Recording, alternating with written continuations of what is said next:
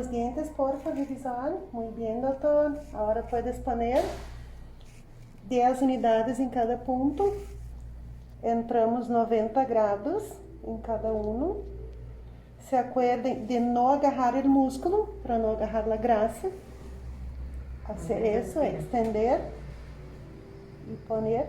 Estamos em número 30. Vamos a hacer o número 30 unidades. 20, são 10 em cada ponto.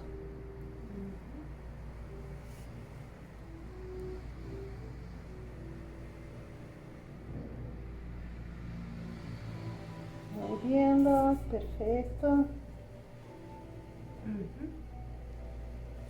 Agora vamos ao músculo temporal.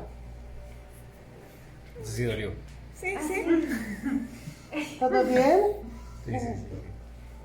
El temporal, qual é o cuidado que temos? Aspirar.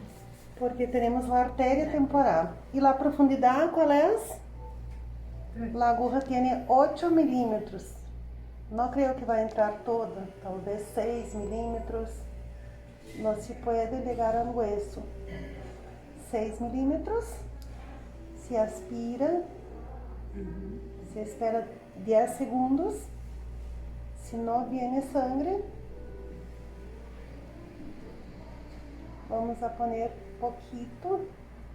1, 2, 3 em cada lado, em cada ponto.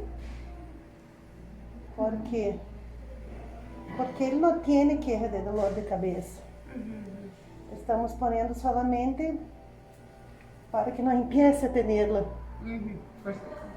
Porque se relaja o macetero e não relaja o temporal, se trabalha solamente este músculo, porque esse está relajado.